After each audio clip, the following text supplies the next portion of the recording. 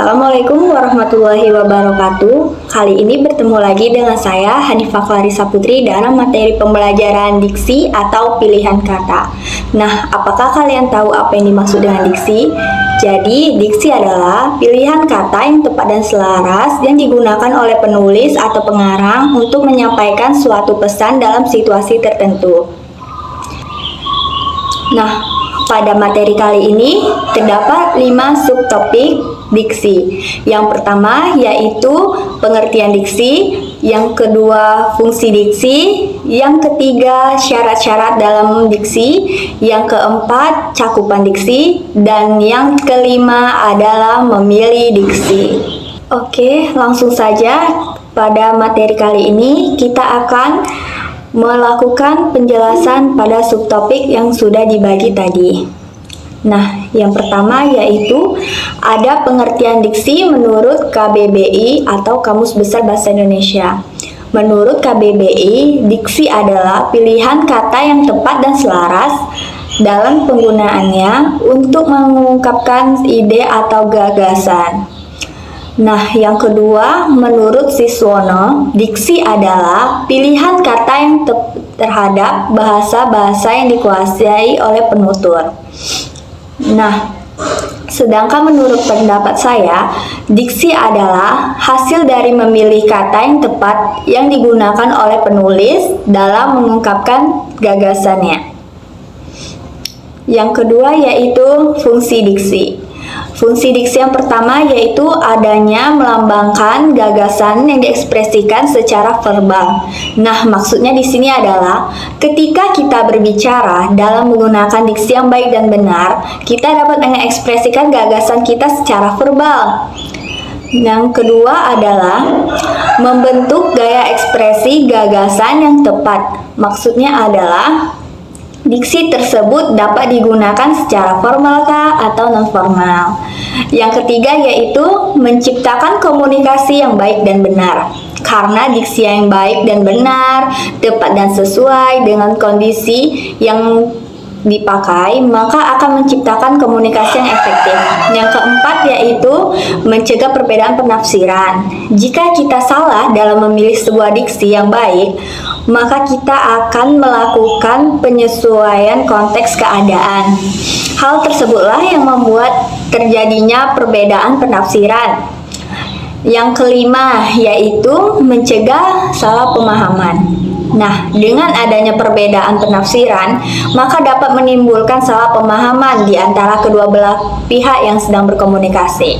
Jika ketika orang yang kita ajak berbicara salah dalam menafsirkan, maka akan terjadi salah pemahaman di tengah pembicaraan tersebut. Dan yang terakhir adalah mengefektifkan target komunikasi. Jika kita memilih kata yang tepat dan sesuai, maka target komunikasi kita telah tercapai. Selanjutnya ada syarat-syarat diksi. Yang pertama yaitu unsur ketepatan. Hal yang dimaksud dalam unsur ketepatan itu berupa makna, logika, dan kesamaan maksud. Yang kedua yaitu adanya unsur kecermatan. Kemampuan kita dalam memilih kata yang baik dan benar itu sangat diperlukan dalam mengungkapkan suatu gagasan. Yang ketiga yaitu unsur kesesuaian. Nah, biasanya ini disesuaikan dengan kondisi keadaan, baik dalam lingkungan formal atau non-formal. Nah, selanjutnya ada cakupan diksi berdasarkan makna kata. Yang pertama yaitu denotasi, konotasi, sinonim, antonim, homonim, homofon, homograf, dan hiponim. Yang pertama yaitu denotasi. Denotasi merupakan makna dasar atau makna yang tidak mengandung makna tambahan.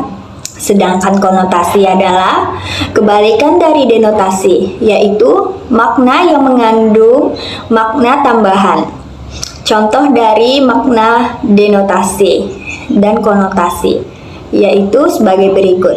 Dia adalah wanita cantik. Itu merupakan contoh dari denotasi. Cantik di dalam denotasi tersebut merupakan makna dasarnya. Sedangkan yang kedua adalah dia adalah wanita manis atau konotatif. Nah, pada makna manis tersebut merupakan makna tambahan. Yang ketiga yaitu sinonim. Sinonim merupakan persamaan kata. Contohnya besar, agung, raya, mati, wafat, meninggal. Yang keempat yaitu antonim. Antonim yaitu lawan kata. Contohnya besar, kecil, lemah, lembut, tinggi, rendah, dan lain sebagainya. Yang kelima yaitu homonim. Homonim merupakan persamaan bentuk atau tulisan tetapi memiliki arti yang berbeda. Contohnya yaitu seperti bisa ular itu sangat mematikan. Yang kedua yaitu Andi tidak bisa datang. Bisa tersebut memiliki dua arti. Bisa yang pertama yaitu memiliki arti racun, sedangkan bisa yang kedua memiliki arti dapat. Nah, selanjutnya yang keenam yaitu homofon. Homofon merupakan persamaan pengucapan tetapi memiliki penulisan yang berbeda. Contohnya yaitu Bang Andi punya anak. Cita-cita saya adalah bekerja sebagai pegawai bank. Nah, pada kalimat pertama, bank yang pertama itu memiliki penulisan BANG, sedangkan bank yang kedua memiliki penulisan BANK. Namun dalam pengucapannya sama, tetapi memiliki penulisan dan arti yang berbeda. Yang ketujuh yaitu ada homograf. Homograf yaitu persamaan bentuk tetapi memiliki arti yang berbeda. Homograf itu hampir sama seperti homonim, tetapi di dalam homograf pengucapannya berbeda. Contohnya tuh seperti saya sangat tahu bahwa teman saya sangat menyukai tahu. Tahu yang pertama yaitu tulisannya TAU yang memiliki arti pengetahuan, sedangkan tahu yang kedua itu memiliki penulisan THAU yang memiliki arti makanan. Dan yang terakhir adalah hiponim. Hiponim yaitu kata dari penurunan kata lainnya atau biasa disebut dengan kata khusus. Contohnya itu seperti kendaraan. Kendaraan itu merupakan kata umum, sedangkan kata khususnya adalah mobil, becak, sepeda motor, pesawat, dan lain sebagainya. Nah, selanjutnya itu berdasarkan panca indera. Yang pertama yaitu ada abstrak. Abstrak merupakan kata yang sulit dibayangkan dengan panca indera. Contohnya seperti kemakmuran, kejujuran, serta kebenaran. Nah, yang kedua yaitu ada konkret. Konkret merupakan kata yang dapat dibayangkan oleh panca indera. Contohnya seperti mobil, rumah, pohon, benda, dan lain sebagainya. Selanjutnya yaitu berdasarkan ruang lingkup. Nah, yang pertama yaitu kata umum. Nah, kata umum ini merupakan makna yang ruang lingkupnya cukup luas dan dapat mencakup makna lainnya.